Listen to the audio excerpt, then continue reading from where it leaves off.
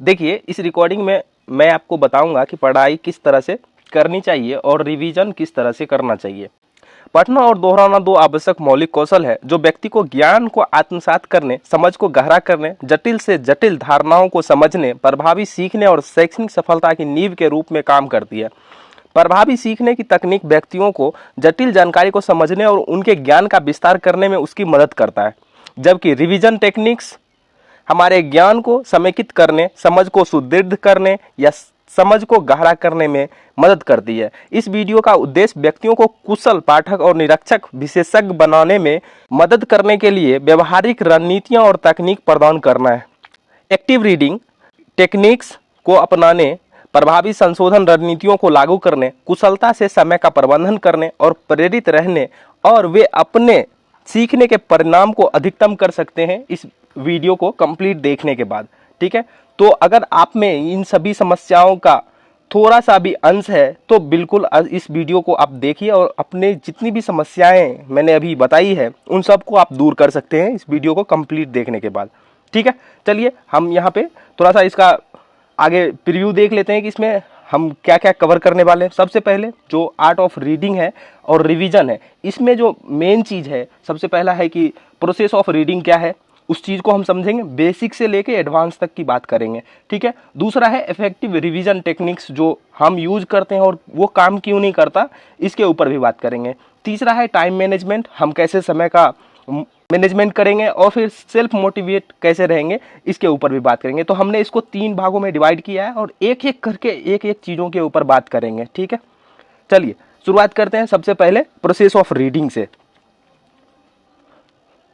ठीक है, हम लोग प्रोसेस ऑफ रीडिंग समझते हैं। इसमें सबसे पहला हमें समझना है एक्टिव रीडिंग। ठीक है, सेकेंड में आता है इफेक्टिव रीडिंग टेक्निक्स। ठीक है, और थर्ड है डीप रीडिंग और क्रिटिकल थिंकिंग। ये हमने 3 भागों में इसको प्रोसेस ऑफ रीडिंग को डिवाइड किया है। सबसे पहले हम एक्टिव रीडिंग की जब बात करते हैं, इसको डिलीट करते हैं। ठीक है, जब एक्टिव रीडिंग की बात करते हैं तो उसमें है क्या कि हम उससे अपने आप से क्वेश्चन करते हैं। ठीक है, जो भी प्रमुख बिंदु है उसको उजागर करके खुद से एक्टिव रीडिंग के रूप में हम उसका अर्थ ढूंढते हैं, आलोचनात्मक तरीके से पाठ के साथ जुड़ते हैं, उसमें हम क्रिटिकल एनालिसिस करते हैं। आप अपनी गहरी और जो समझ है उसको यहाँ बढ़ावा देते हैं और अपने महत्वपूर्ण सोच कौशल को बढ़ा सकते हैं एक्टिव रीडिंग करके। ठीक है, तो एक्टिव रीडिंग से ये सब फायदे हैं। यहाँ एक्टिव रीडिंग होना चाहिए था बट ये थोड़ा मिस्टेक है, आप समझ जाएंगे। एक्टिव रीडिंग का ही ये सब फायदा है। एक्टिव रीडिंग के माध्यम से आप एनालिटिकल थिंकिंग को विकसित कर सकते हैं, क्योंकि जो रीडर होता है तर्कों का मूल्यांकन करना इससे सीखते हैं, अपने जो पूर्वाग्रह की पहचान करते हैं और पाठ में प्रस्तुत जो साक्ष्य है उसके आधार पर अपने निष्कर्ष निकालते हैं। ठीक है, तो हमने इसको एक्टिव रीडिंग को भी यहाँ सब टाइटल्स में डिवाइड किया है। सबसे पहला आता है प्रीव्यूइंग द टेक्स्ट। ठीक है, इसको मिटा देते हैं। सबसे पहला प्रीव्यूइंग द टेक्स्ट। ठीक है, इसमें हम क्या करते हैं, जो शीर्षक होता है, ठीक है, सबसे पहले हम स्टार्ट करते हैं शीर्षक, उसके बाद उपशीर्षक पढ़ते हैं, उसके बाद मोटे अक्षरों में कुछ लिखा है उसको पढ़ते हैं या टेढ़े अक्षरों इटैलिक्स वर्ड में जो लिखा रहता है उसको पढ़ते हैं। ऐसा करके हम क्या करते हैं, उसके मुख्य विचार की जानकारी हमें मिलती है। प्रासंगिक अनुभागों पर ध्यान हमारा केंद्रित होता है। इससे हमको ये सहायता मिलती है कि हम जितनी भी जानकारियाँ हमने निकाली है इससे अपने प्रीवियस नॉलेज के हिसाब से उसको जोड़ के ये समझने का प्रयास करते हैं कि इसमें शीर्षक पढ़ के लेखक क्या बताना चाह रहा है, ये जो शीर्षक दिया गया है इससे लेखक कहना क्या चाह रहा है। जैसे कि अभी हमने एक्टिव रीडिंग लिखा है तो आप यहाँ से, आपके पास अगर प्रीवियस नॉलेज था तो आपको ये समझ में आ गया होगा कि इसमें हम क्या बात करेंगे। ठीक है, जैसा कि मैंने शुरू में ही बताया था कि एक्टिव रीडिंग और रिवीजन के ऊपर बात करेंगे। ठीक है, तो इसमें आपको तो ये तो भली भांति आइडिया है कि इसमें क्या होने वाला है, तो ये हम क्या करते हैं, अपने प्रीवियस नॉलेज का यूज करके इस चीज़ को हम समझते हैं। अगर हम किताबी भाषा में इसको एक्सप्लेन करें तो हम कह सकते हैं कि किसी भी पुस्तक या अगर न्यूज़पेपर आप पढ़ना चाह रहे हो तो सबसे पहले आप क्या करोगे, शीर्षक पढ़ोगे, उपशीर्षक पढ़ोगे, कोई भी मोटे अक्षरों में लिखा है या टेढ़े अक्षरों में लिखा है उसको पढ़ोगे। ऐसा करके उनको जो भी वो विचार, जो मेन पॉइंट है उसकी आपको जानकारी मिलेगी, अनुभाग पर ध्यान केंद्रित होगा और इससे सहायता मिलती है। वे सभी जानकारियाँ आपको प्रभावी ढंग से आपके दिमाग को तैयार करता है चीज़ों को समझने के लिए।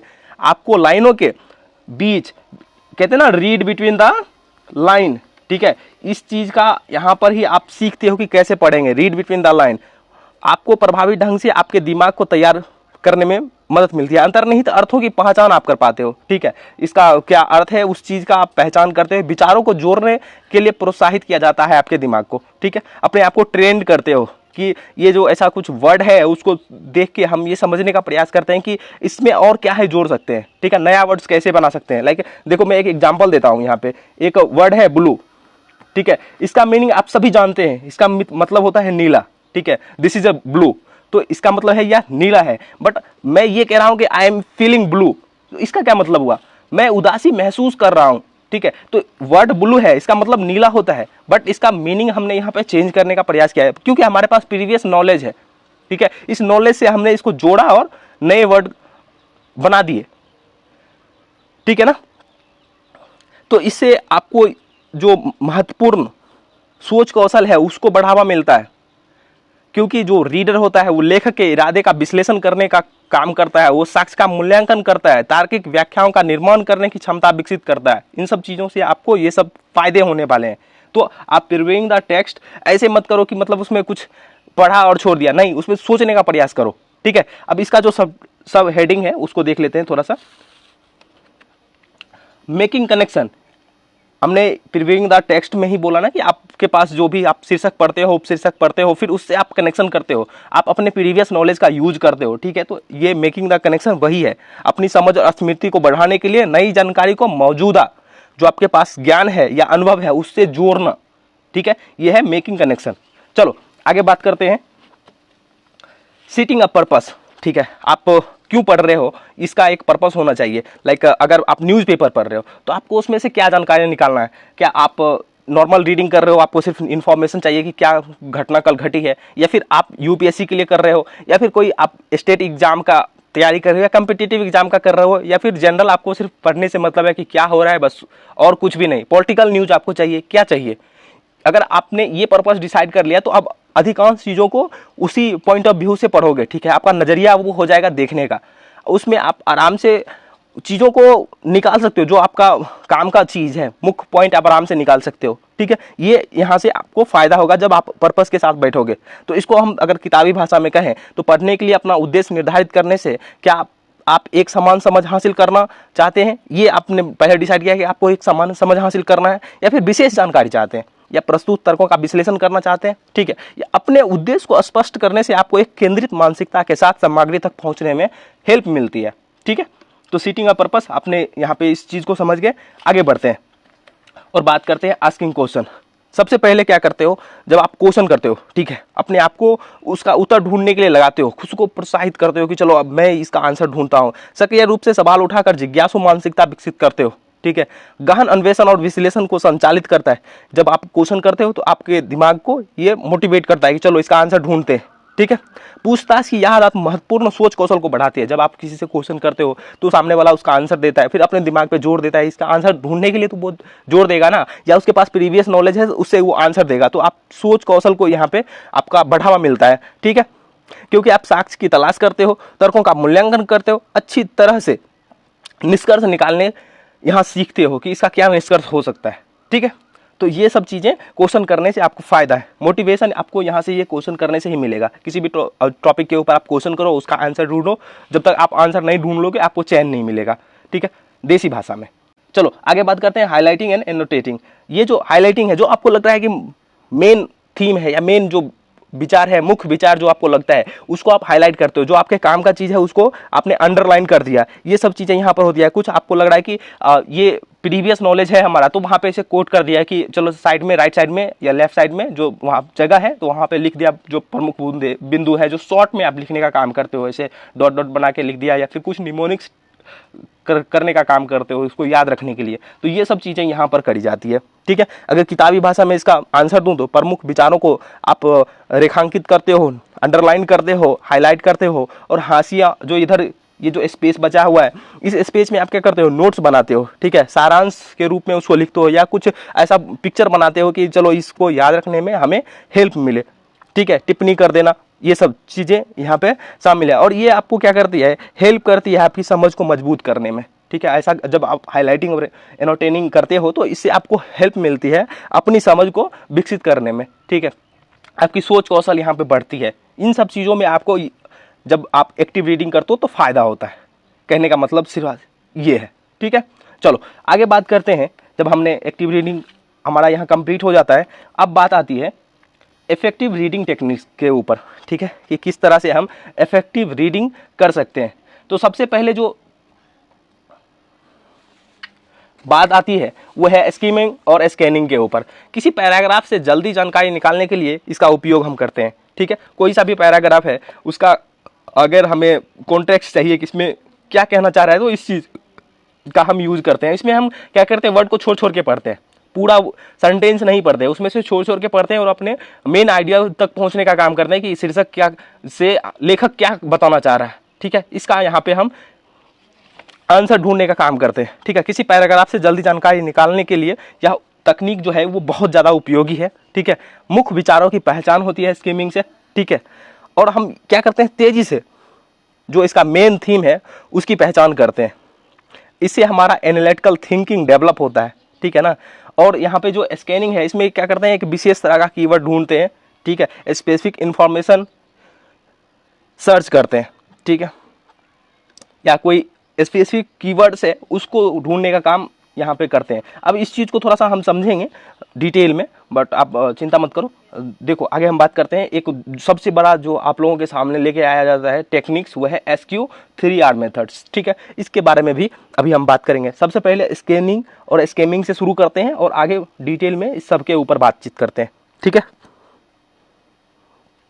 जो स्कैमिंग और स्कैनिंग है ये बहुत ज़्यादा यूजफुल है जब आपके पास लिमिटेड टाइम हो, ठीक है। बहुत ज़्यादा यूजफुल है, अधिकांश लोग इसी चीज़ का यूज करते हैं, ठीक है। इसमें आपको डीप नॉलेज नहीं मिलता है, बट आप मोटा मोटी अपने प्रीवियस नॉलेज का यूज करके समझने का प्रयास करते हो कि इसमें क्या लिखा है, ठीक है। फिर आप अपने एनालिटिकल थिंकिंग यहाँ पर डेवलप करते हो, ठीक है।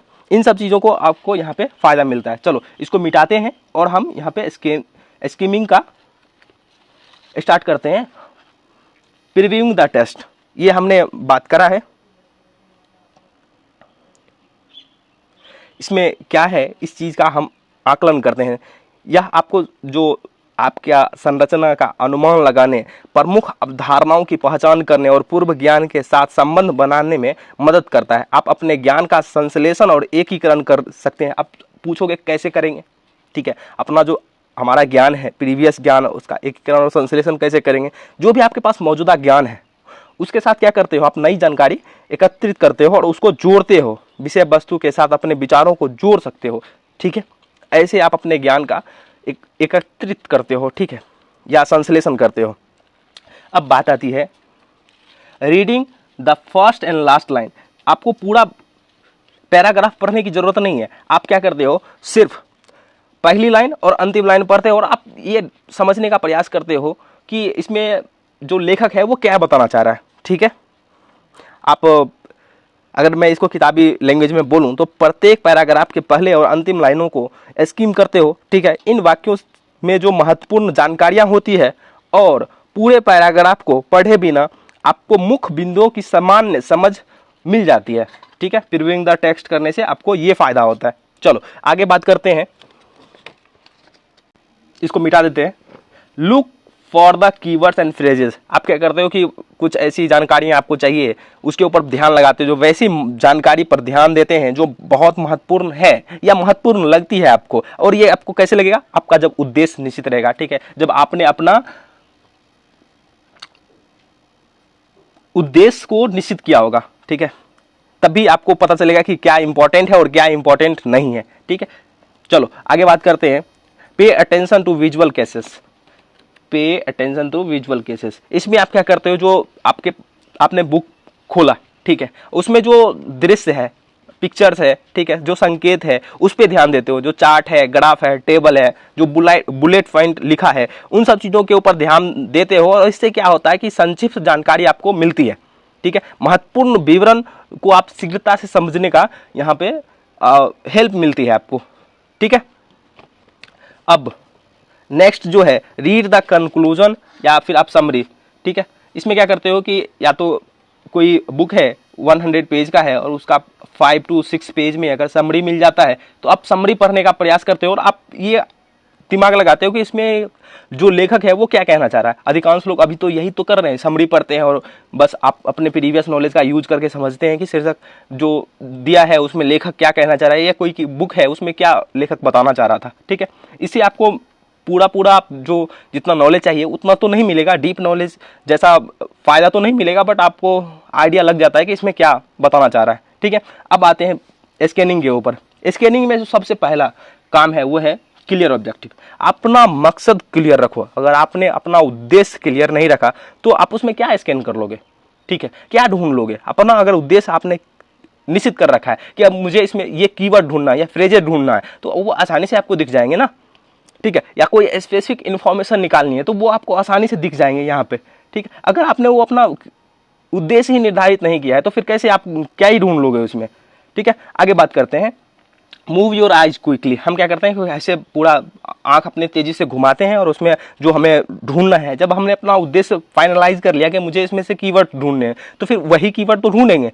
तो इसमें बहुत तेजी से आंखों को ऊपर से नीचे घुमाना रहता है, दाएं बाएं ऊपर नीचे करो और उसमें से ढूंढ लो। जैसे कि मुझे इसमें ये जो पूरा अभी आपके सामने दिख रहा है उसमें स्कीमिंग ढूंढना है तो मैं ऐसे पूरा घुमाऊंगा, यहाँ पे दिख जाएंगे स्कीमिंग। ठीक है, तो इस तरह से काम करना रहता है मूव योर आइज क्विकली यहाँ पे स्कैनिंग वाले में। चलो अब इसको मिटा देते हैं और फिर आगे देखते हैं यूज पेरिफेरल विजन। ये जो है हम इसमें अपने आंखों को ट्रेंड करते हैं, ठीक है, कि वो जो हम ढूंढ रहे हैं, ठीक है, उसको जल्दी से जल्दी वो पहचान करे। यहाँ पे हम अपने आप को ट्रेनिंग देते हैं अपने आंखों की, चलो हम जो ढूंढ रहे हैं उसको जल्दी से जल्दी तुम ढूंढ के दो मुझे।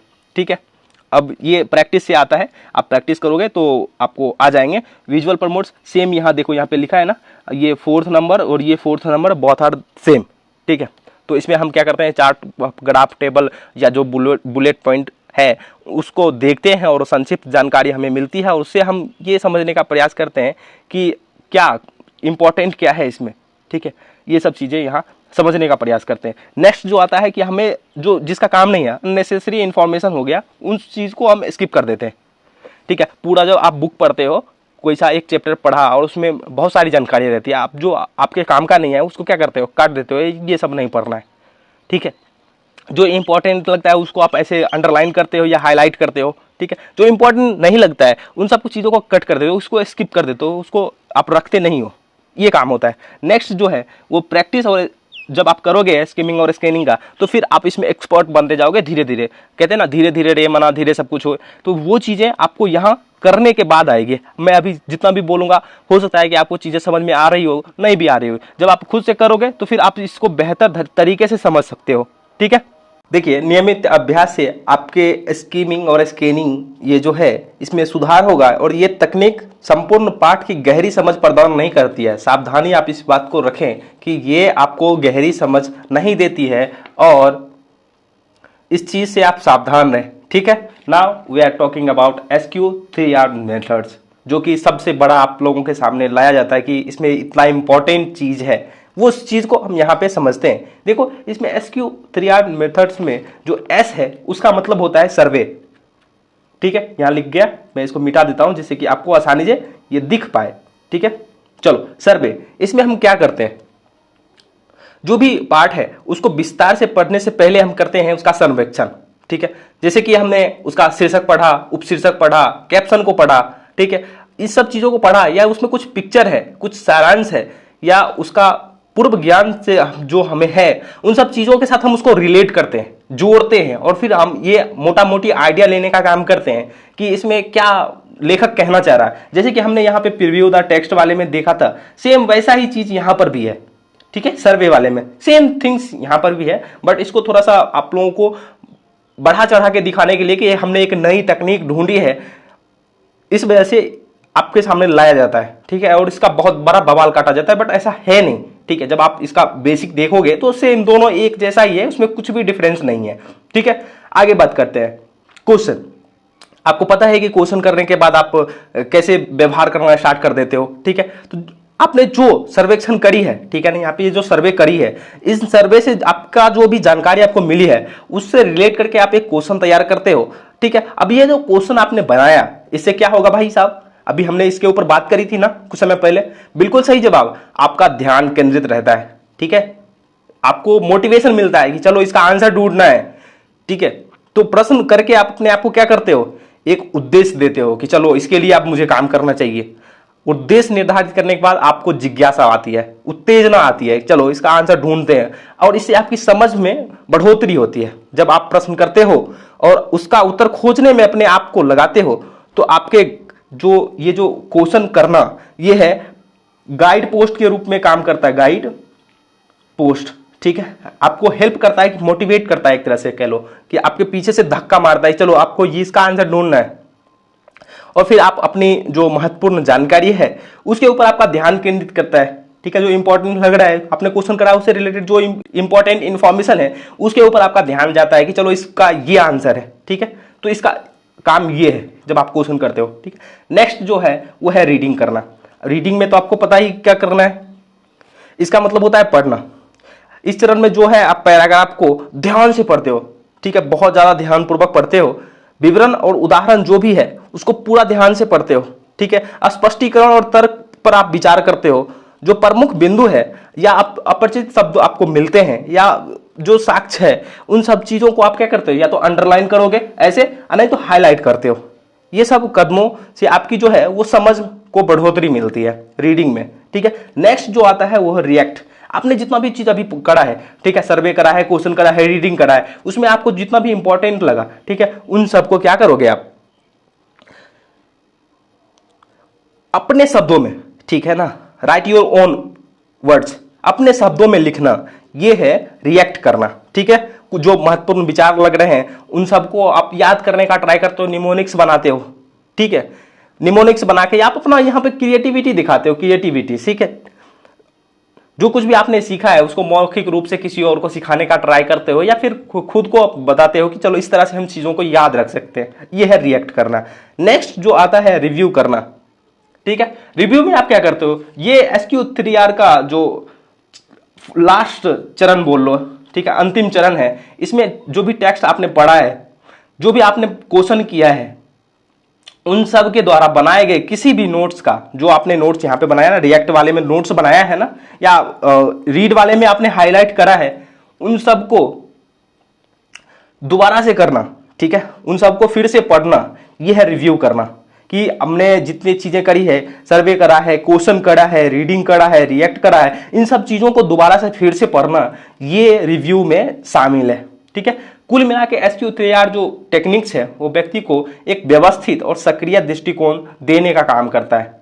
ठीक है, और ये आपकी जो पढ़ी हुई ज्ञान है, आपका जो ज्ञान है आपके पास पहले से, और अभी आपने नया जो ज्ञान अर्जित करा है, इन दोनों के बीच सामंजस्य स्थापित करके आपके ज्ञान को बढ़ाता है, दीर्घकालीन करता है। जब आप ऐसा काम करते हो, ठीक है, एक निश्चित समय पे आप इस चीज का रिवीजन करते हो, रिव्यू करते हो, ठीक है, तो इससे आपका ज्ञान जो है वो ज्ञान में बढ़ोतरी होती है। कुल मिला के मैं अगर कहना चाहूं तो SQ3R जो टेक्निक्स है वो आपको एक व्यवस्थित और सक्रिय दृष्टिकोण में उलझाकर पढ़ने की समझ और अवधारणा को बेहतर बनाने में योगदान देती है। ठीक है, नेक्स्ट जो बात आती है वो है डीप रीडिंग की। चलो आगे बढ़ते हैं और बात करते हैं deep reading and critical thinkings. इसमें क्या है, डीप रीडिंग में आप और क्रिटिकल थिंकिंग, ये आपके जटिल जो अवधारणा है, जो आपकी पहले से मानसिकता है, आप जो पूर्वाग्रह में आप फंसे हो, उसको समझने और तर्कों का विश्लेषण करने में महत्वपूर्ण भूमिका निभाती है। डीप रीडिंग में जो रीडर है वो खुद को डुबो देता है, विवरणों पर पूरा ध्यान देता है, अंतर्निहित अर्थ और निहितार्थ को समझने की कोशिश करता है, अर्थ की गहरी परतों को उजागर करता है। ठीक है, जैसे कि एग्जाम्पल मैं यहां पे देता हूं कि आपने क ख ग ये आपने बचपन में पढ़ा है। ठीक है, तो जब आपने इस चीज को बचपन में पढ़ा और जब आप एमए में गए तो वहां पे आपने इस चीज को देखा कि ख और ग, खग, एक नया वर्ड्स बन रहा है। ठीक है, ऐसा नहीं कि ये नया आ गया, पहले नहीं था, ऐसा नहीं है, ये अभी आपने इस चीज को देखा जब आपने डीप रीडिंग करी। ठीक है, अपने आप को सोचा इसके ऊपर, तो आपको एक नया वर्ड मिल गया, खग ही जाने खग की भाषा। ठीक है, ऐसा चीजें आपको वहां समझ में आई एमए में, और ये आपने बचपन में पढ़ी था, क ख ग बचपन में ही करा था, और आप जब एमए में गए तब जाके इस चीज के बारे में आपको समझ में आया कि खग नया वर्ड है। ठीक है, तो डीप रीडिंग से ये फायदा होता है, और ये नया नहीं था। जब हमने ध्यान से पढ़ा तो हमने एक अर्थ खोजा जो बहुत लंबे समय से हमारे आंखों के सामने था, बस इस चीज को हम देख नहीं पा रहे थे। ठीक है, चलो आगे बात करते हैं कॉम्प्रिहेंसिव अंडरस्टैंडिंग के ऊपर। इसको मैं मिटा देता हूं जिससे कि आपको ये समझ में आए। कॉम्प्रिहेंसिव अंडरस्टैंडिंग, इसके ऊपर बात करते हैं। इसका मतलब होता है व्यापक समझ। इसमें होता क्या है कि जो हम डीप रीडिंग करते हैं, खुद को डुबो देने का काम करते हैं, जो भी फैक्ट है उसकी बारीकियों की खोज करना स्टार्ट करते हैं, जो अंतर्निहित अर्थ है उसको समझना स्टार्ट करते हैं। डीप रीडिंग से जुड़कर हम अपने जटिल अवधारणाओं को अधिक सरलता से समझने का काम करते हैं यहां पे। ठीक है, नेक्स्ट जो है क्रिटिकल एनालिसिस। इसमें क्या करता है, जो सूचना है उसका हम निष्पक्ष मूल्यांकन करते हैं। तर्कों का मूल्यांकन करना और तर्कपूर्ण निर्णय लेने की क्षमता यहां पे विकसित करते हैं। क्रिटिकल थिंकिंग में आप तर्कों की सहायता से तार्किक सामंजस्य का विश्लेषण कर सकते हैं, अपने पूर्वाग्रह या भ्रांतियां जो है उसकी पहचान कर सकते हैं, और तथ्य को राय के जो भी तथ्य है उसको राय से अलग कर सकते हैं। इससे लोगों की तर्कों में ताकत और कमजोरी की पहचान होती है, जो आप कहते हो ताकत। ठीक है, लोग जो तर्क देते हैं उससे उनकी ताकत और कमजोरी की पहचान होती है। अब बोलो कैसे? ठीक है, इसको समझो। क्या होता था कि पहले हम लोग बैलगाड़ी से चलते थे और एक नींबू बैल के पैर के नीचे में डाल देते थे, दोनों पैर के नीचे में दो दो नींबू डाल दिया और चलना स्टार्ट कर दिया। अब बताओ कि उस टाइम हम ये ऐसा क्यों करते थे? बट ये जो चीजें हैं हमने ये क्यों नहीं ढूंढा? इससे क्या हुआ कि अभी वर्तमान समय में जो टायर की गाड़ी होती है उसके नीचे हम 4 नींबू देके फिर निकलते हैं सुबह में। पहले क्यों करते थे भाई साहब? पहले इसलिए करते थे, जितने भी बैल थे, ठीक है, वो सभी रोड पे चलते थे। ये कोई कंकर गड़ गया, कोई कांटा गड़ गया, ठीक है, कट गया पैर, तो इन सब चीजों से उनमें उनके पैर में इंफेक्शन हो जाता था। और नींबू जो है वो उसका जो कैरेक्टर है वो एसिडिक है। ठीक है, एसिडिक है, और ये एसिडिक कैरेक्टर की वजह से क्या होता है कि वो जितने भी बैक्टीरिया उनके पैर में आ गया, ठीक है, उन सबको मार देता था, और इससे बैल बीमार नहीं होते थे। तो नींबू हम इसलिए उस टाइम यूज करते थे। अभी क्यों कर रहे हैं पूछो, और उनसे मुझे भी बताओ कि अभी हम क्यों कर रहे हैं। वो तो बहुत पहले का है, उसके पास साइंस था, नींबू का यूज करने का साइंस था ना हमारे पास उस टाइम। अभी क्यों कर रहे हैं? इसका क्या फायदा है बताओ, नीचे कमेंट करना अगर पता हो तो। ठीक है, मुझे नहीं पता। चलो आगे बात करते हैं प्रॉब्लम सॉल्विंग स्किल्स के ऊपर। ठीक है, यहां पे लिख दिया है प्रॉब्लम सॉल्विंग स्किल्स। जब आप डीप रीडिंग करते हो, एनालिटिकल थिंकिंग करते हो, तो इससे आपकी प्रॉब्लम सॉल्विंग स्किल्स जो है उसमें बढ़ावा मिलता है। ठीक है, वो आपका डेवलप होता है। आप किसी समस्या को अलग अलग दृष्टिकोण से देखना स्टार्ट करते हो और उसके वैकल्पिक समाधानों पर विचार करते हो। प्रत्येक विकल्प के रिजल्ट पर भी विचार करते हो कि इसका क्या रिजल्ट आने वाला है। ठीक है, ये सब चीजें आपको डेवलप होती है डीप रीडिंग और एनालिटिकल थिंकिंग करने के बाद या क्रिटिकल थिंकिंग करने के बाद। ठीक है, चलो इनहेंस डिसीजन मेकिंग। आप अपने डिसीजन मेकिंग को भी यहां पे इनहेंस करते हो। जब आप जानकारी को सावधानी पूर्वक विश्लेषण और मूल्यांकन के माध्यम से पढ़ते हो, ठीक है, तो आप पक्ष विपक्ष का वजन करते हो, मतलब दोनों को तौलते हो, जो पक्ष में ये है विपक्ष में ये है। ठीक है, संभावित परिणाम के ऊपर विचार करते हो, फिर आप क्या करते हो, उचित निर्णय लेते हो कि क्या सही है और क्या नहीं है। ठीक है, यह कौशल विशेष रूप से मूल्यांकन या जटिल और बहुमुखी निर्णयों का सामना करना पड़ता है आपको, और इसके लिए विचारशील विचार की आवश्यकता होती है। ठीक है, आप इनहेंस डिसीजन मेकिंग आप तभी कर सकते हो जब आप हर एक एस्पेक्ट के साथ देखते हो चीजों को और समझने का प्रयास करते हो कि इससे ये फायदा है, इससे ये नुकसान है, तो ऐसा करना चाहिए और ऐसा नहीं करना चाहिए, और ऐसा करना चाहिए तो क्यों करना चाहिए, और ऐसा नहीं करना चाहिए तो क्यों नहीं करना चाहिए। ठीक है, तो इससे आपका विचारशील विचार की आवश्यकता आपको यहां पे होती है। ठीक है, डिसीजन मेकिंग आपका बढ़ता है।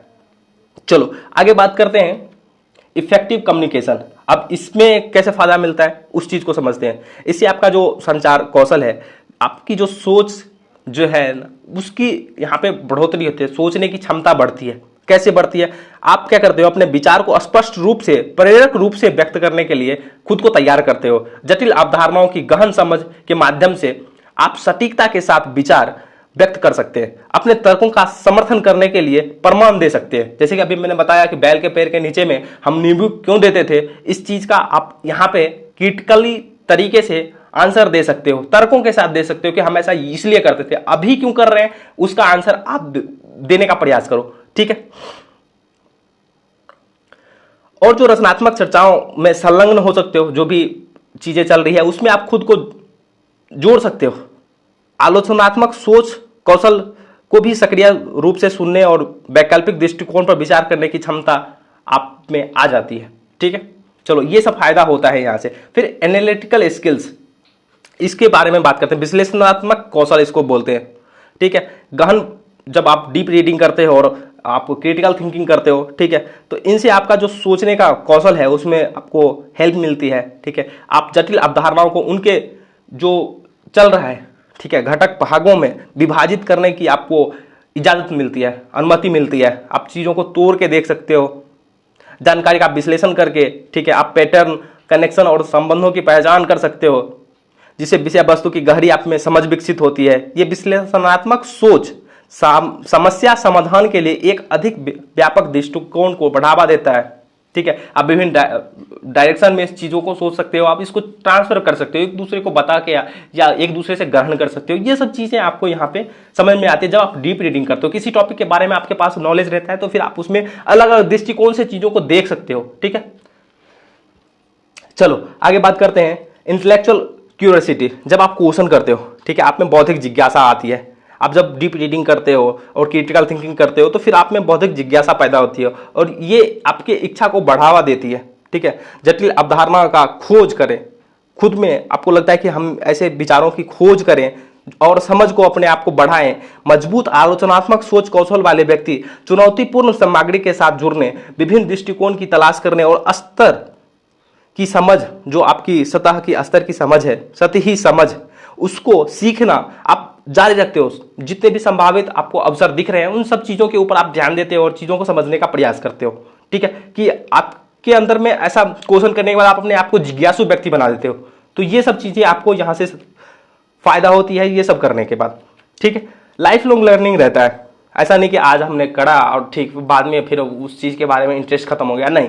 आपने जब तक उसका पूरा आंसर नहीं ढूंढ लिया, आपका खुद का आंसर, ऐसा नहीं कि आपने पूछा कि बताओ कि मुझे कितने घंटे सोना चाहिए और मैं बता दूं कि चलो आप 6 घंटे सो जाओ, तो ये आपका आंसर नहीं है। लाइक मेरा बॉडी है, मुझे लगता है कि मुझे 6 घंटे सोने के बाद मुझे आराम मिलता है। ठीक है, आपका अपना बॉडी है, आप देखो कि आपको 6 घंटे में आराम मिलता है या 4 घंटे में ही आप अपनी नींद पूरी कर ले, तो आपका शरीर कितने समय में रेस्ट कर लेता है, ये आपका खुद का आंसर है। अगर वो 4 घंटे में कर लेता है तो आप 4 घंटे सो, 6 घंटे क्यों सोओगे? देखो, कम सोना और ज्यादा सोना दोनों में प्रॉब्लम है। जब आप कम सोते हो, ठीक है, तो फिर आपका पूरा दिन बर्बाद। अगर आपने ज्यादा सो लिया तो फिर भी आपका पूरा दिन बर्बाद। ठीक है, आपको पूरा मन ही नहीं लगेगा जब तक आपके दिमाग को पूरा तरह से रेस्ट नहीं मिलता है, शरीर को रेस्ट नहीं मिलेगा, शरीर काम ही नहीं करेगा, पूरा दिन आपका बर्बाद। ठीक है, तो इसलिए सही स्लीपिंग बहुत जरूरी है और अपना खुद का आंसर हो तो सबसे बेस्ट है, क्योंकि आप अपने बॉडी को अच्छे से जानते हो।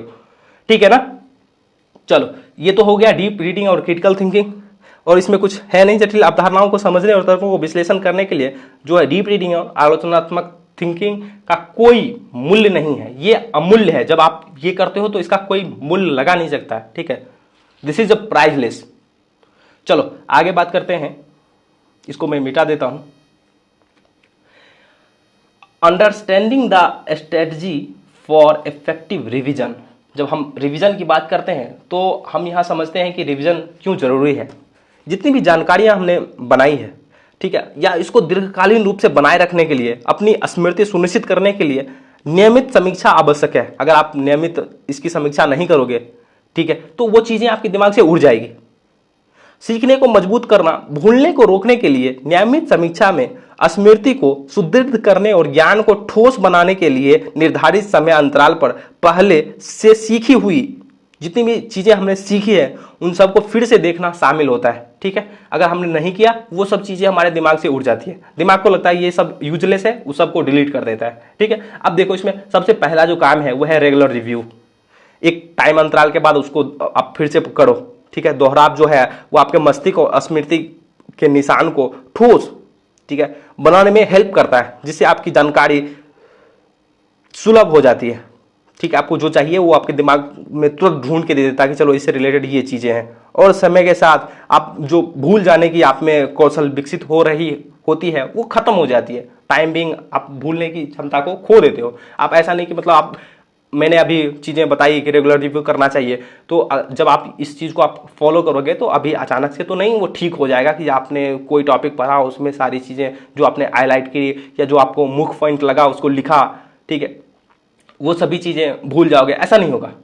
जब आप करोगे रेगुलर रिव्यू करोगे तो फिर वो चीज़ें थोड़ा थोड़ा करके वो ठीक हो जाएगी। हाँ, उस चीज़ को आप लंबे समय तक याद रख सकते हो रेगुलर रिव्यू से। आप करके देखना, फिर आप मुझे बताना कि हाँ ये काम करता है या नहीं करता है। ठीक है, मेरे लिए तो काम करता है, आपके लिए भी काम करेगा, क्योंकि वी आर ह्यूमंस। ठीक है, और हम लोग सेम है, तो जब मेरे ऊपर काम करता है आपके ऊपर भी काम करेगा, थोड़ा कम और ज़्यादा। ठीक है, और कुछ ज़्यादा नहीं है। अब क्या करते हो, समराइजिंग और पैराफ्रेजिंग करते हो। इसमें आप क्या करोगे, जो जितनी भी जानकारी है उसको अपने शब्दों में सारांश के रूप में लिखने का प्रयास करते हो, उसकी समीक्षा करते हो और अपने समझ को मजबूत करने का एक प्रभावी, ये बहुत ज़्यादा प्रभावी तरीका है। ठीक है, आपने कोई पैराग्राफ पढ़ा, उसमें जो इंपॉर्टेंट लग रहा है उसको लिखो, अपने शब्दों में लिखो। ऐसे किताबी लैंग्वेज में लिखोगे तो फिर आपको ये समझ नहीं आएगा कि अरे मैं किताब पढ़ रहा हूँ या खुद को अपने थॉट्स को पढ़ रहा हूँ। ठीक है, जब आप किसी चीज़ को अपने थॉट्स में लिखते हो तो फिर वो आपका अपना हो जाता है। ठीक है, तो ये करने के बाद आपकी जो समझ है वो विकसित होती है। फिर नेक्स्ट जो है वो विजुअल्स एड्स है। ये तो आपको जानते ही हो कि आपकी जो जितनी भी जानकारियां हैं उसको व्यवस्थित करने और कनेक्ट करने के लिए माइंड मैप्स का यूज करते हो। ठीक है, और माइंड मैप्स यूज करते हो या डायग्राम्स बनाते हो, कॉन्सेप्ट मैप्स जैसे विजुअल एड्स का इस्तेमाल आप करते हो। आप जिन अवधारणाओं का अध्ययन कर रहे हैं उनके विभिन्न विचारों के बीच संबंधों को दिखाते हुए कुछ दृश्य का प्रतिनिधित्व बनाते हो। जैसे कि आपने कोई मूवी देखी है और उस मूवी के हिसाब से आप हिस्ट्री का चीजें याद करने का ट्राई करते हो। ठीक है, ये सभी विजुअल एड्स में आते हैं। फिर ये आपकी जो ओवरऑल समझ है उसको रिकॉल करने में आपकी सहायता करती है। ठीक है, और चीज़ों को आप बेहतर तरीके से यहाँ पे याद रख सकते हो, जैसे कि निमोनिक्स बनाना। ठीक है, अब कभी कभी ऐसा होता है कि हम जिसके लिए निमोनिक्स बनाते हैं, निमोनिक्स तो याद रहता है, वो चीज़ जिसके लिए बनाते हैं वही भूल जाते हैं। ठीक है, तो ये सब चीज़ें जो है रेगुलर रिव्यू से ठीक हो जाती है। नेक्स्ट जो है practice with past year question paper. आप कैसे समझोगे कि मतलब ये क्या कहना चाह रहा है, किसी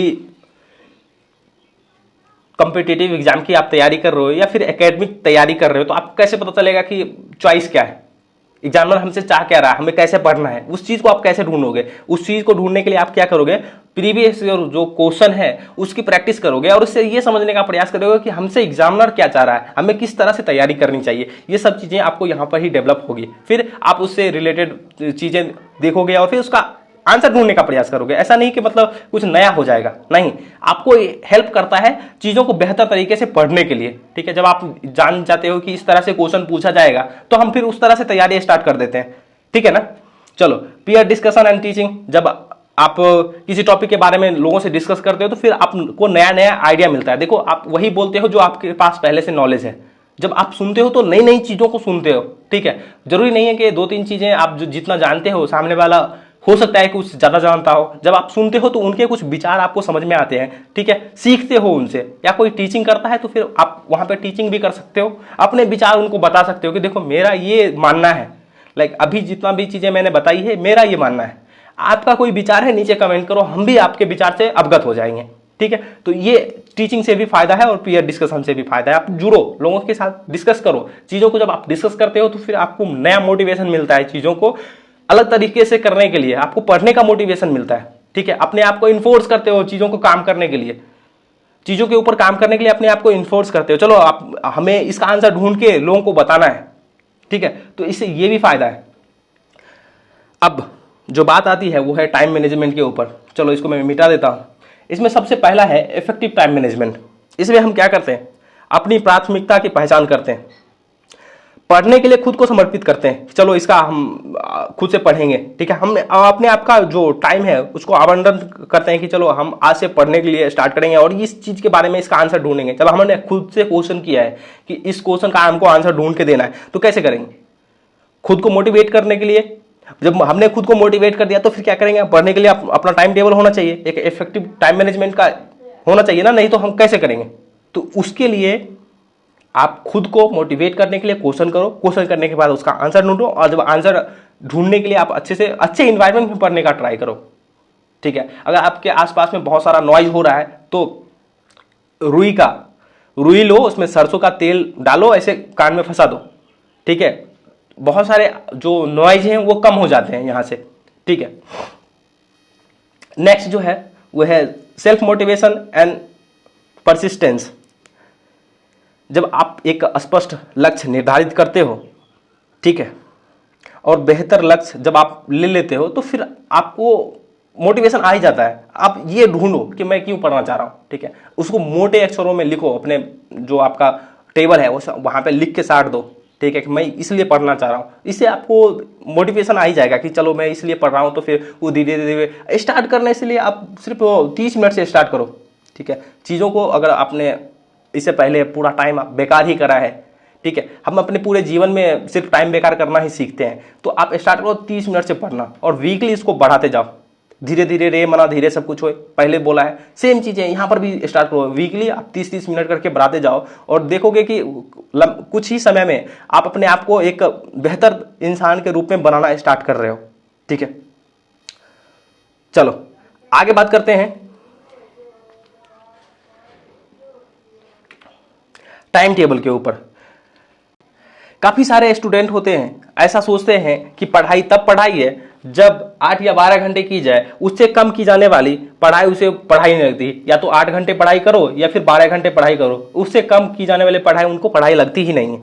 लोग बाकायदा टाइम टेबल बनाते हैं, ठीक है, ऐसा करके पढ़ेंगे तो 8 घंटे पढ़ लेंगे और ऐसा करके पढ़ेंगे तो 12 घंटे पढ़ लेंगे। चलो कैसे टाइम टेबल बनाते हैं, ऐसे टाइम टेबल बनाते हैं कि इस तरह से अगर हम पढ़ेंगे तो 8 घंटे दिन का पढ़ लेंगे और इस तरह से पढ़ेंगे तो 12 घंटे दिन का पढ़ लेंगे। लेकिन यहाँ पे सवाल आता है, जब कोई व्यक्ति इस तरह से पढ़ता है ना तो पढ़ाई उसका रिजल्ट क्या आता है वो पता है आपको? वो रिजल्ट आता है, उसका रिजल्ट आता है ये, ठीक है, उसकी पढ़ाई होती है ये। अब ऐसा क्यों होता है इस चीज को समझो। इंसान का जो दिमाग है उसकी कैपेसिटी जो है वो मैक्सिमम 4 घंटे की होती है, 4 या 5 घंटे, ठीक है। अगर वो पूरे कॉन्सेंट्रेशन के साथ अगर पढ़ता है तो उसकी जो कैपेसिटी है वो केवल और केवल 4 घंटे और मैक्सिमम 5 घंटे तक का ही है। मतलब कहने का ये है कि अगर आप पूरी एकाग्रता के साथ पढ़ोगे तो 4 से अधिक 5 घंटे तक पढ़ सकते हो, उससे ज्यादा नहीं पढ़ सकते, ठीक है। जब उससे ज्यादा नहीं पढ़ सकते हो तो अब थोड़ा इसकी वजह भी समझ लीजिए। पहला, हमारा दिमाग जो है वो आसपास जितनी भी चीजें होती है उन सभी इंफॉर्मेशन को लेता रहता है और उसको लगातार प्रोसेस करते रहता है और हमें बताते रहता है कि अरे क्या हो रहा है, ठीक है। जैसे कि आप देखो कि कोई अच्छी खुशबू आ रही है तो लगता है कि मम्मी कुछ नया बनाने का ट्राई कर रही है, गाड़ी का आवाज आ गया या फिर मोबाइल वाइब्रेट किया। जब मोबाइल वाइब्रेट करता है तो आपको लगता है मैसेज आया, ठीक है। अब मैसेज आया तो फिर आप उसमें आप खुद को आप सोचना स्टार्ट करते हो, मैसेज आया तो मैसेज में क्या होगा, एक मिनट, नहीं, अगर मैसेज आया तो उसमें क्या होगा, या तो व्हाट्सएप से मैसेज आया होगा, नहीं तो टेलीग्राम से होगा या डायरेक्ट मैसेज होगा, ठीक है। अगर व्हाट्सएप पे मैसेज है या फिर फेसबुक से मैसेज होगा या फिर इंस्टाग्राम से होगा, ये सब चीजें। अगर डायरेक्ट मैसेज है या व्हाट्सएप से मैसेज है तो किसका मैसेज आएगा, गर्लफ्रेंड का मैसेज तो नहीं है, ठीक है, कोई दोस्त का मैसेज तो नहीं है, कहीं पार्टी तो नहीं हो रही है। फिर अपने आप को पूरा ऐसे घुमा देते हो, अलग अलग सर्कल में आपका दिमाग घूमने आना स्टार्ट कर देता है और फिर वो काम करता है और थक जाता है, ठीक है। अधिक काम कराओगे तो वो थक जाएगा ना, तो आपका जो मेन काम है वो किए बिना ही आपका दिमाग थक जाता है। फिर आपको लगता है कि अरे पढ़ाई तो हुई नहीं, पढ़ने का मन ही नहीं कर रहा। कैसे करेगा भाई, आपने उससे इतना काम पहले ही करा रखा है, 4-5 घंटे का काम आपने उससे पहले ही करा रखा है। अगर फोकस के साथ वो करेगा तो 4 से 5 घंटे काम करेगा, ठीक है। तो इतना काम तो आपने उससे पहले ही ले लिया है ना, तो फिर आप कैसे करोगे। तो इसीलिए सुबह सुबह जब उठो मोबाइल को फ्लाइट मोड में लगाओ 10-12 बजे तक, ठीक है, सुबह के 12 बजे तक आप पढ़ाई करो फ्लाइट मोड में लगाने के बाद, और इन सब चीज़ों से बचो। ठीक है, अब नॉइज का क्या है, नॉइज का तो मैंने बता दिया कि एक रुई लो, उसमें सरसों का तेल डालो, कान में फंसा लो। ठीक है, नॉइज का तो यहाँ से काम हो जाएगा।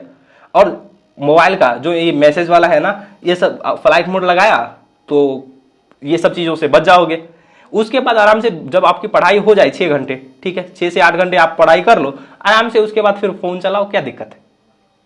पहले अपना पहला जो जिससे आपकी जिंदगी बदल रही है उसके ऊपर काम करो ना, उसके बाद किसी और चीज के ऊपर ध्यान देना। ठीक है, चलो बहुत ज्यादा ज्ञान की बात हो गई। अब इस चीज को थोड़ा सा समझो कि मतलब ये कैसे क्यों होता है। ये दिमाग का जो है ना सहज स्वरूप है, हर चीजों के ऊपर ध्यान देना, जितनी भी इंफॉर्मेशन उसको मिल रही है उसको प्रोसेस करना और हमें बताना कि भाई ये चल रहा है। जैसे कि एक जंगल में एक खुला शेर है, अगर उसको आपने एक जंजीर से बांध दिया, ठीक है, वो पूरी ताकत लगाएगा जंजीर से छूटने का। ठीक है, और इसीलिए हमारा जो दिमाग है वो थक जाता है। ठीक है, दूसरी बात, जब हम कोई चीज सीख रहे होते हैं, ठीक है, तो असल में हम दिमाग के सेलुलर स्ट्रक्चर में चेंज कर रहे होते हैं, उसमें बदलाव कर रहे होते हैं। जो भी हम नई चीज सीखते हैं, दिमाग उस नई चीज को पुरानी किसी चीज से एसोसिएट करता है, दिमाग उस चीज को स्टोर करने के लिए नए नए पाथवेज बनाता है। जैसे कि मैं आपको एक एग्जाम्पल दूं, अगर आपने एक स्नेक, ठीक है, या फिर काव का एग्जाम्पल देता हूं, तो जब आप स्नेक और काव को देखते हैं तो आप क्या सोचते हैं। अगर अभी मैं बताऊं कि आप एक डायनासोर के बारे में सोचो, तो फिर आपका दिमाग कहां जाएगा। वो किताब में कहीं पढ़ा होगा, वो ऐसे स्ट्रक्चर जैसा था, ऐसे ऐसे कंकाल जैसा। ठीक है, तो आपके दिमाग में ऐसा कुछ चित्र बनेगा, ये कंकाल जैसा था, और ठीक है, ये ऐसा आपको चित्र बनेगा। अगर मैं अभी आपको पिक्चर दिखाऊं और फिर मैं डायनासोर के बारे में पूछूं, देखो अभी मैं पिक्चर आपको दिखाता हूं और डायनासोर के बारे में पूछता हूं, अब बताओ आपका दिमाग कहां गया। वो अभी जो मैंने पिक्चर दिखाई उसके ऊपर गया ना, बिल्कुल उसी के ऊपर गया है। तो दिमाग इस तरह से काम करता है, जो भी आपके पास पुरानी इंफॉर्मेशन है, ठीक है, वो आपके सामने लाता है कि चलो आपने अगर कोई पिक्चर आपने बहुत पहले देखी है और मैंने जैसे ही बोला, आपके दिमाग ने उसको आपके सामने लेके आ गया कि चलो इसको आप देखो, ये आंसर है उसका। काम करता है दिमाग, प्रोसेस करने का काम करता है। जितने भी आप उसको इंफॉर्मेशन देते हो वो उसको प्रोसेस करता है और आपके सामने लेके आता है कि चलो इसका ये आंसर है। ठीक है, अभी जैसे ही मैंने बोला डायनासोर, आपके दिमाग ने आपको एक नई तस्वीर लाके दी कि देखो भाई साहब ये है, इसको देखो आप। ठीक है, चलो आगे बढ़ते हैं, इसको मिटा देता हूं। देखो थोड़ा थोड़ा करके हाथी को भी खाया जा सकता है। ठीक है, अब इसको कैसे खाया जा सकता है उसको देखो। आप किसी भी एग्जाम की तैयारी करना चाह रहे हो, कोई फर्क नहीं पड़ता, आप सबसे पहले आप क्या करोगे, जिस भी किताबों को आप पढ़ोगे उन सब के पेज काउंट कर लो। उसके बाद आपके पास पूरे 1 साल का समय रहता है, ठीक है, उसे आप डिवाइड कर दो और इससे आपको यह समझ में आएगा कि पूरा साल में मुझे एक दिन में कितना पेज पढ़ना है। और आप किस तरह से पढ़ोगे कि पूरे कोर्स को 1 साल के अंदर ही खत्म कर लोगे। ठीक है, इस तरह से पढ़ाई करो। चलो अगर आप इसको थोड़ा सा और समझने का प्रयास करते हैं, थोड़ा सा पेज भी कम करेंगे यहाँ पे। ऐसा नहीं कि मतलब कुछ नया हो रहा है, नहीं। इंटरनल चॉइस सबसे पहले हम समझते हैं, पेज कम करने का काम इसके बाद करेंगे। इंटरनल चॉइस समझेंगे कैसे। आप किसी भी एग्जाम की तैयारी कर रहे हो तो सबसे पहले क्या करो, उसका सिलेबस पढ़ो। ठीक है, सिलेबस और प्रीवियस ईयर क्वेश्चन पेपर। ये प्रीवियस ईयर क्वेश्चन पेपर 10 साल का होना चाहिए मिनिमम। ठीक है, इसको 10-10 बार पढ़ो। ठीक है, जब आप इसको 10-10 बार पढ़ोगे तो इसका इंटरनल जो चॉइस है वो समझ में आएगा कि मतलब क्या एग्जामिनर क्या चाह रहा है आपसे, आपको किस लेवल में पढ़ना है। ऐसा तो नहीं है कि मतलब आपको पूरे डिटेल में पढ़ना है, ऐसा तो नहीं है। ये सब चीजें आपको यहाँ पीवाईक्यू और सिलेबस से समझ में आएगा कि आपको कौन सा टॉपिक पढ़ना है, किसको छोड़ देना है। जिसे क्वेश्चन अभी 20 सालों में नहीं पूछा है उसको आप क्यों तैयार करोगे, उसको बाद में करो। टाइम बचेगा करना, नहीं बचेगा छोड़ देना। ठीक है, आगे बात करते हैं, पेज कम करते हैं। देखो अगर आप यूपीएससी की तैयारी कर रहे होगे, ठीक है, या फिर आप ग्रेजुएशन में भी होगे, जहां पर भी होगे, अगर ग्रेजुएशन में हो या यूपीएससी की तैयारी कर रहे हो तो एक ऑप्शनल सब्जेक्ट होता है। ठीक है, ऑप्शनल सब्जेक्ट। ठीक है, या इसमें अगर आप ग्रेजुएशन में हो तो वहां पे आपका एक सब्जेक्ट होगा मेन सब्जेक्ट। ठीक है, मेन जो आपने लिखा है ना, मेन उसका सब्सिडी रहता है, तो उसमें मेन जो सब्जेक्ट है उसमें जो यूनिट होता है, ठीक है, एक यूनिट एक यूनिट में आमतौर पर 3 या 4 चैप्टर्स होते हैं, ठीक है। जब भी एग्जाम होगा एक यूनिट के दोनों चैप्टर से क्वेश्चन आएंगे और उसमें चॉइस होगी, ठीक है, चॉइस रहती है। बजाय इसके कि आप एक यूनिट के 2 या 3 चैप्टर करो, आप उसमें से एक छोड़ सकते हो। जब एक यूनिट में 3 चैप्टर हैं, अगर आपने 2 कर लिया तो भाई क्वेश्चन तो किसी एक से पूछना है ना, आपको सिर्फ एक ही आंसर देना है, एक का ही आंसर देना है। आपके पास पूरा 2 क्वेश्चन दिया जाएगा, उसमें से आपके पास चॉइस रहती है कि किसी इसमें से एक का आंसर दे दो। अगर यकीन नहीं है तो पीवाईक्यू देखो, ठीक है। ग्रेजुएशन वाला भी देखना और यूपीएससी का ऑप्शनल का भी पीवाईक्यू देखना, वहां पर भी जितने क्वेश्चन पूछे जाते हैं उससे डबल रहता है, उसमें से पूछा जाता है कि भाई इसमें से किसी एक का आंसर दे दो, ठीक है। हर एक यूनिट में आपको 2 क्वेश्चन मिलेंगे और 2 क्वेश्चन में से सिर्फ आपको एक का ही आंसर देना है। अगर थोड़ा सा आप दिमाग लगाओ तो आप यहां पे क्या कर सकते हो, इसको मिटा देता हूं। जब आपके पास चॉइस है तो क्या कर सकते हो, हर एक यूनिट में आप एक चैप्टर आराम से छोड़ सकते हो, यानी कि 25% जो आपका सिलेबस है उसको आराम से छोड़ सकते हो। ये यूपीएससी के लिए बता रहा हूं। अगर आप ग्रेजुएशन के लिए करोगे तो 50% आप छोड़ सकते हो, ठीक है। 50% नहीं भी करोगे तो वो काम कर जाएगा, क्योंकि आपके पास चॉइस है। और पीवाईक्यू आपने पढ़ी है तो फिर उससे आप ये चीजें एनालाइज कर लोगे कि एग्जामिनर क्या चाहता है मुझसे। तो हमने जितने भी पेज काउंट किए थे उसमें हमने पेज कम करने का यहां जुगाड़ लगा दिया है। अगर एक यूनिट में 3 चैप्टर है तो उसमें एक छोड़ दो, यानी जितने पेज हमने गिने थे उनके 25% या 50% जो है वो हमारा इंटरनल चॉइस में आएगा, ठीक है। उसका आंसर हमें पता है फिर भी लिख नहीं सकते हैं, तो जब हम लिखेंगे ही नहीं तो उसके बारे में हम पढ़ें क्यों, छोड़ देते हैं वैसे चीजों को, ठीक है। तो इससे आपका पेज भी कम हो जाएगा। इसका मतलब यह हुआ कि आप किसी भी ऑप्शनल के लिए हो, आप उसके 25% चैप्टर को आसानी से छोड़ सकते हो। और जो बच्चा 70% से ऊपर खेलता है वो अपने कोर्स को इसी तरह से तोड़ के पढ़ता है। एक सवाल अगर 1 नंबर के लिए है तो उसका 100 शब्दों में आंसर लिखने की कुव्वत रखता है। अगर वही क्वेश्चन, ठीक है, वही क्वेश्चन अगर 10 मार्क्स के लिए पूछ दिया तो उसका आंसर लिखने के लिए 1000 शब्दों में भी वो लिख सकता है, इतनी कुव्वत रखता है अपने अंदर, ठीक है।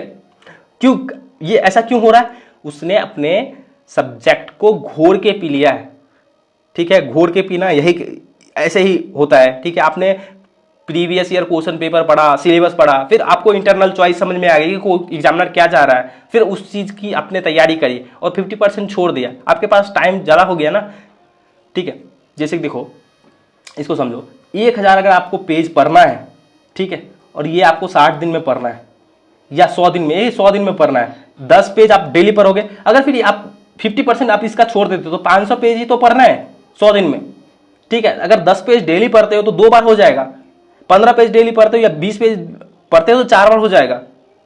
तो इससे आपको फायदा होगा कि नहीं। अगर आपने 4-4 बार या 6-6 बार रिवीजन कर रखा है तो आपका पेन एग्जाम में चलेगा नहीं, दौड़ेगा, आपको सोचना नहीं पड़ेगा, आपकी सोच ही वैसी हो जाएगी, ठीक है। लोग परेशान रहते हैं कि कैसे करूं कैसे करूं, ये उसका मूल मंत्र है, ऐसे करो, ठीक है।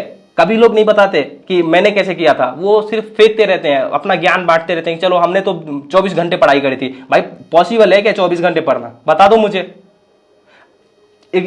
समझो यहां पे देखो, 24 आवर्स आपका पर डे का रहता है, ठीक है। उसमें आप क्या करोगे, 8 घंटे, 6 से 8 घंटे आप सोओगे, मिनिमम सोना ही है। अगर नहीं सोओगे तो फिर आपका दिमाग ही नहीं काम करेगा।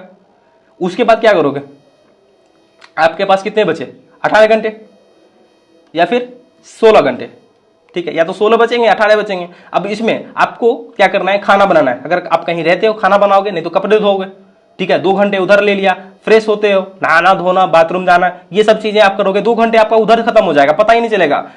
योगा से योगा करोगे, 2 घंटे आपका उड़ जाएगा। आप मान के चलो, मैं बता रहा हूं ऐसा होता है, मैंने खुद करा है, ठीक है। नहीं होता है, आप जब पढ़ाई करने बैठोगे तो मुश्किल से आपको 10 घंटे मिलेंगे, उसमें आपको स्कूल भी जाना है। अगर कॉलेज का स्टूडेंट हो तो आपको कॉलेज भी अटेंड करना है, या आपने किसी क्लास को ज्वाइन कर रखा है, ऑनलाइन कोई कोचिंग है तो उसका 3 घंटे का क्लास होता है, 3 घंटे आपका उधर बर्बाद। अब बताओ कैसे पढ़ लोगे, 24 घंटे कैसे कर लोगे। खुद से भी पढ़ोगे तो आपका दिमाग, मैंने बताया ना कि 5 से 6 घंटे में आपका वो दिमाग काम करना बंद कर देगा। तो कैसे, वो जो आके टॉपर्स बोलते हैं कि हमने 24 घंटे पढ़ाई करी थी या 16 आवर्स पढ़ाई करी थी, बताओ कैसे करी थी, हमें समझाओ, ठीक है। चलो बहुत बकवास हो गई। अब बात आती है पोमोडोरो टेक्निक्स की यूज करने की। जब कैसे करोगे, देखो 25 मिनट और 5 मिनट एक चलता है, उसके बाद एक 50 मिनट और 10 मिनट का चलता है। ये जो 5 मिनट आपको मिलता है, इसमें आप क्या करोगे, फिजिकल एक्टिविटी करो, एक्टिविटी, ठीक है। इस फिजिकल एक्टिविटी में आप करोगे क्या, जब आप फिजिकल एक्टिविटी करते हो तो दिमाग में जो ऑक्सीजन की सप्लाई है वो बढ़ जाती है, जिससे आपको कुछ भी याद करने में बहुत हेल्प मिलती है, ठीक है। आप उस चीज को आसानी से याद कर सकते हो, वो आपके दिमाग में छपता चला जाता है, जो भी आप पढ़ते हो छपता चला जाता है जब आप फिजिकल एक्टिविटी करते हो। तो इसीलिए 25 मिनट पढ़ो, 5 मिनट फिजिकल एक्टिविटी करो। फिजिकल एक्टिविटी मीन्स या तो आप पुशअप कर लो, ठीक है, झाड़ू मार लो, या उठक बैठक लगा लो, या फिर अनुलोम विलोम कर लो। तो ये सब चीजें फिजिकल एक्टिविटी में आती है, शरीर से काम लो, ठीक है। ऐसा नहीं कि मतलब उठा, पानी पिया, ठीक है, फिर आराम से मोबाइल चलाना स्टार्ट कर दिया, वो फिजिकल एक्टिविटी में काउंट नहीं होता है, ठीक है। थोड़ा दौड़ लो, ये सब फिजिकल एक्टिविटी में आता है। शरीर को काम में लगाओ जिससे कि आपका ऑक्सीजन जो पूर्ति है वो बढ़े, ठीक है। लंबी सांस लो, गहरी सांस लो, ऐसे पूरा लंबा सांस लो फिर छोड़ो। जब आपको लगता है कि आपका दिमाग चीजों के ऊपर कंसंट्रेट नहीं कर रहा है, लंबी सांस लो, बहुत गहरी सांस लो, फिर छोड़ो, 2 बार सांस लो, फिर आपको लगेगा कि नहीं, आपका दिमाग काम करना स्टार्ट कर दिया, ठीक है। ऑक्सीजन सप्लाई से आपका दिमाग जो है वो बहुत आसानी से चीजों को समझने में आपकी हेल्प करता है। जितना भी चीज आप पढ़ोगे आपके दिमाग में छपता चला जाएगा। अब जब ब्रेक ले रहे हो, ठीक है, पोमोडोरो टेक्निक के बाद जब आप ब्रेक ले रहे हो तो ब्रेक के बाद सेम वही बुक नहीं उठाते जो पहले पढ़ रहे थे, अलग अलग बुक को लेते हैं, ठीक है, अलग अलग टॉपिक्स को पढ़ते हैं, अलग अलग सब्जेक्ट को पढ़ते हैं, ठीक है। इससे क्या होगा, जब आप अलग अलग सब्जेक्ट को पढ़ते हो तो क्या होगा, आपके दिमाग में ऐसा क्वेश्चन आना चाहिए कि भाई अगर हम चेंज कर करके सब्जेक्ट पढ़ेंगे तो उससे होगा क्या, हमें क्या फायदा होने वाला है। जब आप चेंज कर करके बोल रहे हो पढ़ने के लिए, देखो फायदा क्या होगा, जब आप अलग अलग सब्जेक्ट के साथ पढ़ते हो आपका दिमाग बहुत तेजी से अलग अलग तरह की इंफॉर्मेशन को प्रोसेस करने सीखता है, ठीक है, अलग अलग तरह की इंफॉर्मेशन को प्रोसेस करना सीखता है। भाई एग्जाम में वही आदमी तो क्वालिफाई करेगा ना जिसका दिमाग बहुत तेजी से अलग अलग तरह की चीजों को प्रोसेस कर लेता हो, बहुत तेजी के साथ प्रोसेस करता हो, ठीक है। अगर मान लो कि आपने रीजनिंग करी है, अभी रीजनिंग पढ़ी है, मैथ पढ़ा है, ठीक है, या कॉम्प्रिहेंशन पढ़ा है, तो अगर सिर्फ आपको रीजनिंग ही करना है 2 घंटे तो आप बोर हो जाओगे, यार ये तो रीजनिंग देख के दिमाग खराब कर रखा है। फिर मैथ ही करना है तो फिर 2 घंटे में तो आपका दिमाग पूरा थक जाएगा कि कितना मैथ करा रहा है, कॉम्प्रिहेंसिव। तभी आप देखोगे, ठीक है, जितने भी एग्जाम का पैटर्न है, मैथ, रीजनिंग, कॉम्प्रिहेंशन, ये सभी मिक्स रहता है, इसको बोलते हैं सी सेट। अभी इस बार का सी सेट तो भगवान ही भरोसे था, ठीक है, लोगों ने बोला कि चलो ये तो हमें धुआं धुआं कर दिया, बहुत टफ था। ऐसा नहीं था, ठीक है, लोग कह रहे थे बहुत टफ है, लेकिन जब आप इस चीज का प्रैक्टिस नहीं करते फिर आपको टफ लगता है, फिर लोगों ने माहौल भी बनाया टफ है, था भी, ऐसा नहीं कि नहीं था, ठीक है, ये सब चीजें होता है। अगर देखो, अगर एग्जामिनर आपको 10 से 15 घंटे दे दे तो जितने भी एग्जाम हॉल में बंदे हैं लगभग सभी के सभी लोग क्वेश्चन जो दिया है उनको वो उसको पूरा कर लेंगे, सभी पेपर सॉल्व कर लेंगे, ठीक है। तो पोमोडोरो टेक्निक से आपको फायदा यह मिलता है कि आपके दिमाग को प्रोसेसिंग स्पीड जो है उसको बहुत तेज कर देता है, चीजों को आप प्रोसेस करना बहुत तेजी से सीखते हो, क्योंकि आप क्या कर रहे हो, बार बार सब्जेक्ट को चेंज कर रहे होते थे, ठीक है। इससे सबसे बड़ा फायदा पोमोडोरो टेक्निक का यह है, आपकी ओवरऑल स्किल जो है ना वो बढ़ती है, ठीक है।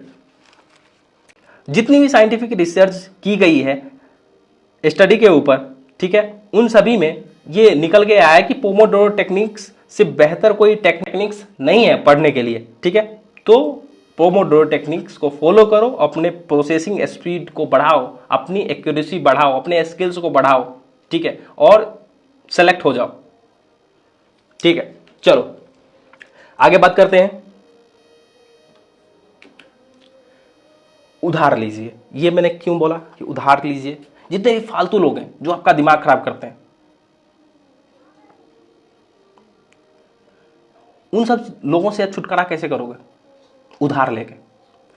मान लो कि आपने आज बोला कि भाई जो आपका दिमाग खराब करने वाले लोग हैं उसको आइडेंटिफाई करो कि ये 10 लोग हैं, ठीक है, मुश्किल से बहुत सारे लोग रहते हैं आपके जीवन में जो आपका दिमाग खराब करते हैं, क्योंकि उनकी खुद की औकात नहीं होती है कुछ करने की, तो वो आपको भी बोल रहे कन्विंस करते रहते हैं कि भाई कुछ नहीं हो सकता, ठीक है। तो उन सब लोगों का लिस्ट बनाओ और सभी को फोन करो, या अगर आपके पास आके दिमाग खराब करते हैं तो जब आए तो बोलो भाई 100 रुपये दे दे, 100 रुपये से स्टार्ट करो, ठीक है, आज लो कल उसको वापस कर दो पूरे 100 रुपये। नेक्स्ट डे जब कल आप दे दोगे तो फिर वो नेक्स्ट डे आएगा, उस दिन आप उसको बोलो 500 रुपये दे। अगर वो दे देता है, ठीक है, तो फिर उसको नेक्स्ट डे पूरे पैसे वापस करो, पैसे रखने नहीं है। उसके बाद उसको बोलो 5000 दे। अगर वो 5000 दे देता है, ठीक है, फिर उसको नेक्स्ट डे पूरे पैसे वापस करो। फिर जब वो आए तो फिर बोलो 25000 दे, ठीक है। जब वो 25000 दे तो उसके पैसे वापस कर दो, मतलब पैसे रखने नहीं है किसी के। लेकिन इसमें जब मुश्किल से ना 1 महीने लगता है, ठीक है, बंदा खुद आपकी जिंदगी से बाहर चला जाता है बिना किसी लड़ाई झगड़े के। अलग बात है कि लोगों की अवधारणा ऐसी हो जाती है कि आप भिखमंगे टाइप के लोग हैं, लेकिन इससे कोई फर्क नहीं पड़ता। जब आप सक्सेसफुल हो जाओगे तो इससे कोई फर्क नहीं पड़ेगा कि आप भिखमंगे हो नहीं हो। चलिए अब बात करते हैं फॉरगेटिंग कर्व के ऊपर। देखो, ये जब आप पढ़ते हो कोई चीज़ तो आपका जो उसका इंफॉर्मेशन जो आपने पढ़ी है उसका 100% यहाँ रहता है। सेम टाइम जब आप 20 मिनट बीतता है उसका 50% आप चीज़ें भूल जाते हो, और जब 1 घंटा बीतता है तो ये 40% पे आ जाता है, और 9 घंटे के बाद ये 30%, ठीक है, और 1 दिन के बाद ये 30% से भी बिलो आ जाता है। तो इसका रिवीजन कैसे करोगे, चीज़ें याद रहे। देखो 20 मिनट में आपने 50% ले आया, 1 घंटे में 40%, तो 60% चीज़ें आप भूल गए हो। तो फिर क्या करोगे, इसका रिवीजन का टेक्निक्स क्या हो सकता है, ये जो 1 घंटे बाद आपने 60% भूल गए हो उसको खींच के कहाँ लाओगे, यहाँ पे, ठीक है, इसको यहाँ से यहाँ ले आओगे 100% पे। तो फर्स्ट रिवीजन आपका यहाँ पे होना चाहिए, ठीक है। फर्स्ट रिवीजन जब आप यहाँ करोगे तो ये जो आपने 60% भूल गए हो उसको खींच के यहाँ ले आओगे। सेकेंड रिवीजन आपका 1 दिन बाद चलेगा, जब ये 30% से भी नीचे चला जाएगा तो फिर आप इसको क्या करोगे, खींच के यहाँ लाओगे, ठीक है। और ये जो ग्राफ है वो इस तरह से बनेगा, ऐसे नया ग्राफ आपने बनाया, फिर इसको यहाँ खींच के लाओगे। सेकेंड रिवीजन जो है वो आप यहाँ पे करो 1 दिन और 3 दिन के बाद, ठीक है, 1 2 यहाँ पे करो। जब आपकी इंफॉर्मेशन जो है फिर बिलो चली जाए, फिर आप इसको खींच के यहाँ ले आओ कि भाई ऊपर आ जाओ, 100% पे आ जाओ। इस तरह से रिवीजन करोगे। चलो नेक्स्ट स्लाइड में हम इसके ऊपर बात कर रहे हैं कि हमने रिवीजन किस तरह से करना है, ठीक है। यहाँ तो आप इस चीज़ को समझ गए कि आपका जो फॉरगेटिंग कर्व है वो किस तरह से काम करता है, आप कैसे चीज़ों को भूल जाते हो, ठीक है। तो आप यहाँ देखो, फर्स्ट रिवीजन जो है वो 1 घंटे में करो, 1 घंटे बाद, अभी बताया था ना। सेकेंड 1 दिन के बाद, तीसरा जो रिवीजन होगा तीसरे दिन होगा, चौथा रिवीजन है वो 7वें दिन करेंगे, उसके बाद 5वां 14वें दिन करेंगे, और छठा 30वें दिन करेंगे, और 7वां जो है वो 60वें दिन करेंगे, और 8वां 90 दिन के बाद करेंगे, और 9वां 120 दिन के बाद करेंगे, और 10वां जो है वो 150 दिन के बाद करेंगे। जब हम किसी टॉपिक को, ठीक है, ये 10 रिवीजन करके याद करते हैं, ठीक है, तो उस सब्जेक्ट को हम घोर के पी जाते हैं। अभी हमने बोला था ना कि आप अगर एक क्वेश्चन के लिए 1 मार्क्स के लिए अगर क्वेश्चन पूछा है तो उसका आंसर आप 100 शब्दों में कैसे दे पाओगे। अगर वही क्वेश्चन, ठीक है, 10 मार्क्स के लिए हो तो उसका आंसर आप 1000 शब्दों में कैसे दोगे, ये ऐसे संभव है, ठीक है। आप चीज़ों को भूल नहीं पाओगे जब आप इस तरह से रिवीजन करोगे, ठीक है। चलो अब बात करते हैं जो इंपॉर्टेंट रह गया। किसी भी चीज़ को याद करने के लिए उसका रिपीटेशन बहुत ज़रूरी है। जब आप रिपीट करते हो तो उसका वो खुद ब खुद याद होता चला जाता है, ठीक है। तो इसको अगर हम कहें तो remember to repeat, repeat to remember, ठीक है।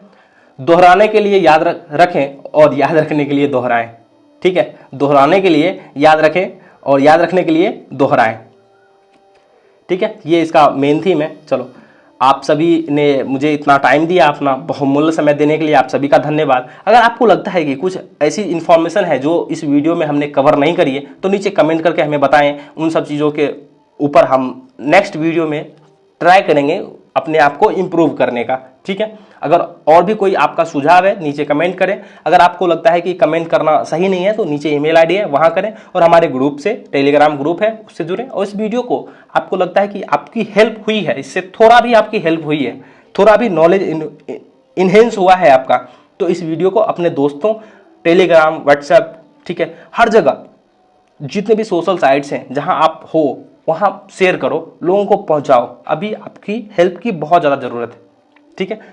Thank you so much for your time and patience.